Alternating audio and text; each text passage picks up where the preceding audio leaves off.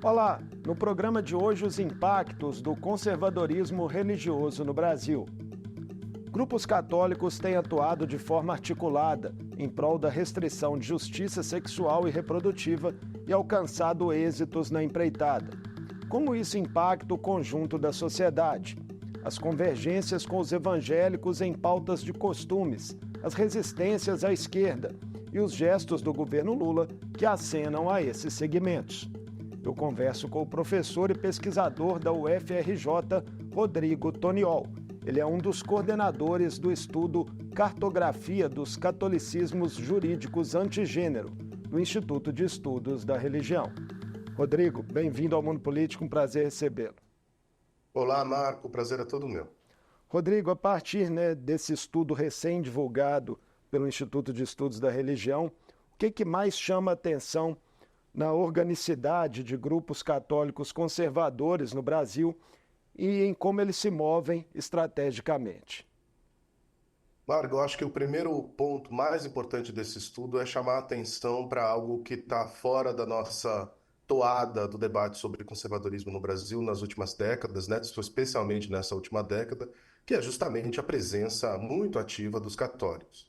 A gente assumiu no Brasil uma espécie de tom monocórdico no debate público em que a relação entre religião e política na chave do conservadorismo parecia ter só um lado, que era o lado dos evangélicos. Os evangélicos se tornaram a grande figura relativa ao conservadorismo no Brasil, mas logo de cara a gente pode pensar que não é possível que o maior país católico do mundo não tenha nada a refletir sobre o que faz o seu conservadorismo diante da transformação política do país e dessa nova onda conservadora. Então, o nosso primeiro passo foi a gente se perguntar, e os católicos, o que eles têm a ver com isso? É possível identificar, Rodrigo, uma certa guinada conservadora dentro do catolicismo, até como uma tentativa de responder à perda de fiéis e de influência na sociedade? Muito difícil cravar isso, Marco. A sociedade tem se transformado e ido pendularmente de um lado para outro ao longo das últimas décadas. Todo mundo constata e trata desse tema há bastante tempo. E o catolicismo é uma instituição antiquíssima. Mas é claro que a gente poderia dizer que a face pública da relação entre religião e política do catolicismo mudou radicalmente quando a gente considera as últimas 5 ou 6 décadas. Então, o catolicismo, que sempre foi identificado a partir dos seus movimentos de teologia da libertação, por exemplo, as pastorais da saúde, a pastoral a Comissão da Terra, enfim, a pastoral das favelas, que deu tantas contribuições para o coletivo, deu tantas contribuições comunitárias, isso perdeu espaço diante de um catolicismo cada vez mais rígido, cada vez mais conservador em seus termos políticos e cada vez menos próximo, inclusive, de muitos desejos, né, dessas comunidades. E São, aí realmente tem um espaço aberto. são movimentos, por exemplo, pró-família, pró-vida, nessa linha.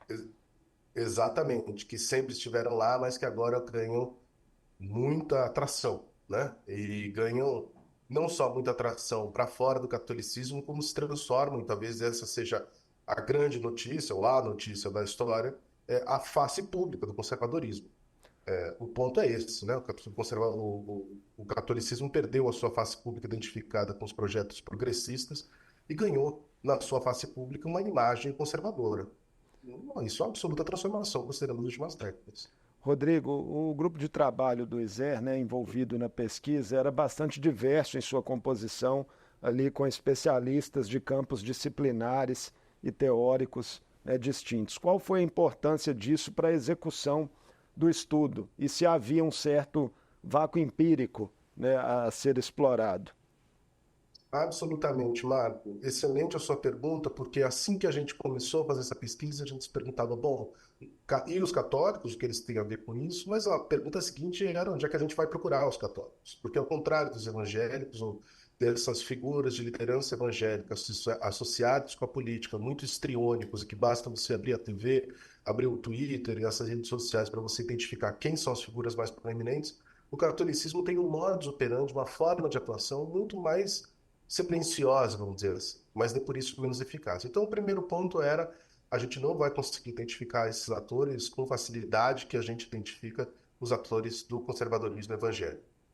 A nossa segunda aposta, e para isso a gente precisava muito de um grupo interdisciplinar, é que a forma de ação dos católicos, ela não se dava via legislativo, mas ela se dava via judiciário. Esse é o ponto. Os católicos, ao contrário dos evangélicos que se elegem, vão para um púlpito e passam a pautar os seus temas morais que me interessam, está tudo certo com relação a isso do ponto de vista republicano, o que os católicos fazem é ir para o universo judiciário e passar a tentar colocar a sua pauta justamente a partir de processos, enfim, de uma série de expedientes jurídicos, né? Então, o grupo interdisciplinar ajudou muito, porque a gente estava olhando para uma montanha de processos. E olhando para os resultados, né, esses grupos católicos conservadores, eles têm alcançado isso em diferentes esferas e com qual nível aí de dano aos direitos humanos e às minorias? Olha, é difícil também calcular o nível do dano, o tamanho do dano. O que importa é que tem conseguido incidir e atuar de maneira muito direta em causas perigosas que nos ligam o alerta, né? Vou mencionar uma causa, que é uma causa pública, tem muitas matérias já sobre isso, o Centro Dom Bosco, que é relacionado a uma associação de direita católica, processou as católicas pelo direito de decidir, uma das mais antigas associações feministas católicas que luta pelos direitos sexuais e reprodutivos das mulheres. O Centro Dom Bosco processou as católicas, é, solicitando que as católicas deixassem de se chamar católicas. E o maior problema é que, tanto em primeira quanto em segunda instância, o Centro Dom Bosco ganhou essa ação. Esse é só um dos exemplos em que a pauta conservadora entra no judiciário brasileiro, é decidida e cria, de alguma maneira, uma espécie de princípio jurídico ali para instrumentalizar as próximas decisões. Esse é um exemplo clássico, é um exemplo de conhecimento público e notório, e que mostra a situação esdrúxula, que o Tribunal de Justiça do Estado de São Paulo teve que tomar a decisão com todas as notas de um tribunal eclesiástico, dizendo quem podia e quem não podia se chamar católica. Ora essa, o que a gente está abrindo quando a gente abre essa possibilidade de legislação e de regulação a partir de um judiciário civil e que deve lidar com a instância civil? Então, esse é o modus operandi do catolicismo, que é via esse universo e com consequências ainda inimagináveis, né? Mas muito dramáticas, muito silenciosas e nem por isso, volto a dizer, pouco efetivas, são muito efetivas. Há outros exemplos possíveis de serem citados de como funciona esse lobby católico no judiciário? Olha, Marco, os exemplos são vastos e inúmeros. Nessa primeira fase da pesquisa, o que a gente tentou se deter foi na construção da demonstração de que esse universo é um universo importante e que compreende muitos grupos católicos. Ou seja, não se trata de singularidades. Então, o que a gente fez nessa primeira fase da pesquisa foi fazer uma cartografia, justamente. A gente mapeou 22 grupos, associações jurídicas, que congregam juristas católicos empenhados em atuar juridicamente a partir da pauta do catolicismo no universo do judiciário brasileiro. Então, essa nossa primeira fase da pesquisa foi justamente esse mapeamento, essa construção desse universo. Então, agora a gente já tem esse universo, já tem esse mapeamento, o mapeamento está disponível para quem quiser consultar. Agora a gente vai para a segunda fase, que é a análise detida de como esses processos acontecem. Só para dar uma palhinha, um outro processo que também é de conhecimento público notório, eu vou ficar nesses para a gente não entrar ainda nos próximos, que alguns ainda estão sob sigilo judicial, o processo que o grupo de humor Porta dos Fundos recebeu por conta dos seus vídeos, que tematizam de alguma maneira o universo religioso, processo movido mais uma vez pelo Centro Dom Bosco. Quer dizer, tem ali de fato uma diversidade de causas enormes, né? Desde as católicas pelo direito de decidir, a uma paródia religiosa no vídeo do YouTube que esse sujeito se vê no direito de atuar. Nas pautas conservadoras mais puxadas por evangélicos, Rodrigo, se nota sempre a presença de pastores midiáticos, enfim, tentando puxar isso. No universo católico isso também acontece com participação de padres, bispos, enfim. Muito curioso isso, né, Marco? Porque aí a gente percebe como esses grupos eles atuam de maneira diferente. Então, embora a gente consiga identificar alguns católicos alguns religiosos católicos, como figuras proeminentes, figuras públicas conhecidas, midiáticas, ganharam projeção ao longo nessa última década. Por exemplo, o padre Paulo Ricard, um padre potente da comunidade carismática brasileira, com muita audiência e um padre marcadamente conservador, e essa é a posição política dele, quer dizer, não tem nenhum desvelamento aqui. Mas esses sujeitos, eles não são exatamente os protagonistas, eles também não são os porta-vozes. Eles ecoam, eles são como caixas de ressonância, eles ecoam publicamente uma parte daquilo que acontece com muito maior intensidade, muito maiores consequências também, em um campo que é dos especialistas, um campo jurídico dos especialistas, um campo dos experts, um campo em que só entra, de fato, esse pequeno e seleto grupo dos interessados no debate jurídico. Então, é diferente com relação aos evangélicos. É difícil a gente produzir a comparação. Então, eu diria que se os evangélicos, alguns dos pastores políticos se colocam como porta-vozes, no caso dos católicos, são caixas de ressonância, que às vezes dão eco, às vezes também não. Às vezes a gente já viu muito processo, tem visto, que não foi para o grande público. Agora, Rodrigo, essa agenda antigênero articulada aí por atores religiosos ou mesmo laicos, ela tem um caráter transnacional. Quais são os paralelos mais evidentes aí de outros países com a experiência recente brasileira? Marco, esse modus operandi que atua no universo do judiciário precisa de duas coisas. Precisa de especialistas bem formados para que esses processos caminhem, vão adiante. Precisa de dinheiro para que esses processos também continuem andando e para que as pessoas que estão olhando para eles sejam remuneradas.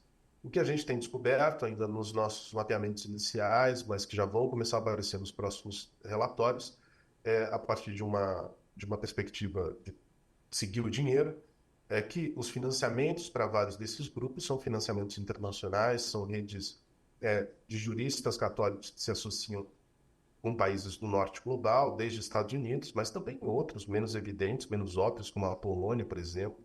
Então tem uma circulação de dinheiro, uma circulação de expertise, uma circulação de especialistas internacional e que fomenta esses dilemas que são dilemas notas absolutamente locais. Então, embora o processo, por exemplo, seja com relação ao grupo humorístico Porta dos Fundos, sobre o qual a Polônia tem pouquíssimo a ver, parte do dinheiro, por exemplo, parte da expertise para que isso acontecesse, isso é só um exemplo, a título de exemplo, pode ter vindo de uma associação internacional. Então, isso mostra esse funcionamento em rede, né, necessário desses grupos católicos. Em um cenário de polarização política, né, aguda e que para muitos analistas é inclusive calcificada, né, como tais grupos influenciam e são influenciados eleitoralmente em seus comportamentos? Olha, essa é uma pergunta difícil, porque a lógica do catolicismo, ela não pode ser tão aproximada de uma lógica eleitoral, e a gente está pensando em termos de eleição mesmo, né, de voto, do universo evangélico. Estou dizendo isso porque os evangélicos podem ter um interesse eleitoral muito imediato, de interesse de eleição, de eleger certas pessoas, de eleger o pastor, de eleger um religioso, de eleger, enfim, uma figura importante para aquela comunidade. E que leve adiante a sua pauta conservadora, a sua pauta da moral. No caso dos católicos, essa não é uma verdade tão evidente assim. Não são tantos os religiosos eleitos, não são tantos os católicos que fazem da plataforma, da sua inserção na sua comunidade, a sua base eleitoral. Claro que tem vários políticos, o Luiz Zé também demonstrou isso em outras pesquisas, que usa essa espécie de base católica para dialogar com a população, mas o que eu estou querendo dizer é o interesse dos católicos nem sempre é um interesse pelo voto, é um interesse muito mais pela pauta, pelo movimento societário em geral. Agora, para além, né, de serem aí movimentos de características distintas, a pauta de costumes ela canaliza interesses comuns das duas religiões? Absolutamente, absolutamente. É uma espécie de aliança pragmática. em que as diferenças religiosas eventuais entre cada um desses grupos, ela é suspensa diante do interesse por uma aliança pragmaticamente, que politicamente pode funcionar de maneira pragmática, né? Então, essas associações entre certas frentes parlamentares, mas nem precisa ser uma frente parlamentar, pode ser simplesmente um desejo de pauta mesmo, no debate sobre gênero, por exemplo, que católicos e evangélicos atuam lado a lado. Então, é muito curioso da gente pensar esse universo em que esse jogo de aliança, de segmentação, de aproximação, de divisão religioso, ele é suspendido diante, né, de um interesse mais objetivo, mais claro, mais pragmático mesmo, que é o interesse do jogo da política cotidiana. Voltando para o grupo católico, como essa ala mais conservadora, né, se relaciona com o conjunto da igreja que é liderada atualmente, talvez aí pelo Papa mais progressista da história, né? Desde a sua eleição em 2013, o Papa Francisco tem insistido na importância de uma igreja aberta a todas, incluindo os fiéis da comunidade LGBTQIA+. Eu vou aproveitar a sua fala, Mário, para fazer uma ponderação que nós especialistas acho que temos obrigação de fazer. Quando eu falo evangélicos, evidentemente estou me referindo a um grupo muito plural, muito diverso entre si, né? Mas estou me referindo ao nato dele, a uma parte desse grupo. E quando eu falo de católicos, embora a Igreja Católica se projete como una, como única, há muitos catolicismos dentro da Igreja Católica. O catolicismo é muito maior do que a Igreja Católica. Isso é importante da gente reconhecer, porque é o nosso ponto de partida para reconhecer a maneira pela qual vários desses grupos conservadores, inclusive, têm problemas com o próprio Papa. Dizem que o Papa é um sujeito, é um comunista, é um vermelho, que não deve ser obedecido, etc, etc. Então, a ideia dos católicos como um bloco uno tampouco funciona aqui. Se ela não funciona para os evangélicos, ela tampouco funciona para os católicos. A gente precisa fragmentar para entender essa dinâmica. Há grupos, evidentemente, interessados naquilo que ressoa nas falas do Papa Francisco, e há outros para quem o Papa Francisco é uma encarnação indevida nessa figura tão sagrada, uma figura pontifícia. Nesses estudos de vocês, Rodrigo, há também identificação de organizações de cunho religioso que atuam para além da pauta moral e de costumes em temas outros, por exemplo, tributação econômica, política trabalhista, agronegócio? Não só isso, Mário. Não somente temos, quando a gente olha para as. E aí vou fazer uma espécie de ponderação, porque quando a gente olha para as atuações dos parlamentares evangélicos nas comissões da Câmara Nacional, as principais atuações elas se dão em outras esferas que não têm a ver com moral e costume, não. Uma delas, inclusive, é a esfera da comunicação, porque é a luta pela garantia da manutenção de muitos monopólios de comunicação, de redes de comunicação, de TV, de rádio, etc., que os evangélicos têm interesse. E no caso dos católicos é a mesma coisa. Então, temas da pauta envolvendo comunicação, mas também envolvendo tributação, são temas chaves para vários desses grupos. Afinal de contas, todo mundo sabe disso, basta atravessar a rua e perguntar para qualquer pessoa na banca de jornal, que o interesse sobre a isenção de impostos em igrejas é a ordem do dia. Todos os dias tem alguém debatendo sobre isso. É claro que os religiosos têm que atuar politicamente, estão no seu direito de atuar politicamente, para lutar e tentar manter aí os seus privilégios. Por isso, estão atuando aí também. E aí é outra pauta que une interesses, né, de diferentes segmentos da religião. Exatamente. Outro acordo pragmático, outra associação, outra aliança, né? São tantas alianças que chega uma hora que a gente começa a se perguntar, mas onde é que está exatamente a diferença do ponto de vista da atuação política? A minha resposta, se essa fosse a pergunta, é que a diferença tem a ver com o modo de operação. Agora, com o conteúdo do tema, né, com o conteúdo do debate, muitas vezes a gente está falando muito mais de aliança do que de diferença entre esses dois grupos, católicos e evangélicos no Brasil. Falando agora de outro recorte, Rodrigo, a queda de avaliação do governo Lula, apontada em recentes pesquisas, foi mais acentuada entre grupos religiosos e notadamente entre os evangélicos. Quais são as razões mais prováveis para isso na sua visão? Bom, o primeiro ponto é essa queda, ela é notória. E o fracasso do governo em estabelecer pontes, estabelecer mesas de diálogo com o universo evangélico é também notório.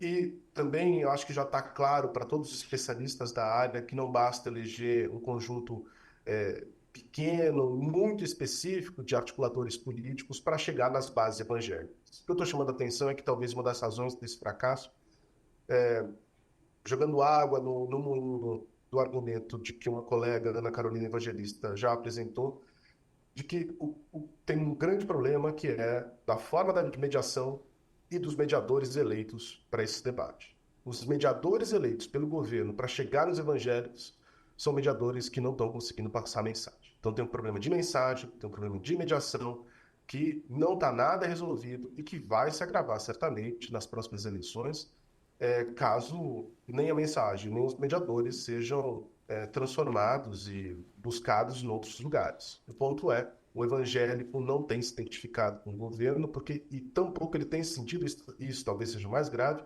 escutado, ouvido, né? Apesar de todos os esforços do governo, a verdade, o bode na sala é que não está funcionando. Especialmente nos últimos dias, Rodrigo, esteve em destaque na mídia ações do Planalto e discursos do próprio presidente priorizando aí um mote religioso. Há uma campanha intitulada Bote Fé no Brasil, né, que está aí em lançamento, e foram 11 menções a Deus também, em uma única fala de Lula em Pernambuco. Esse é um esforço que faz sentido do ponto de vista da governabilidade ou são ações ainda de efeito limitado? Ações de efeito limitado produzem um aceno, é verdade, mas ao mesmo tempo são muito sintomáticas do não reconhecimento de um problema que é muito maior.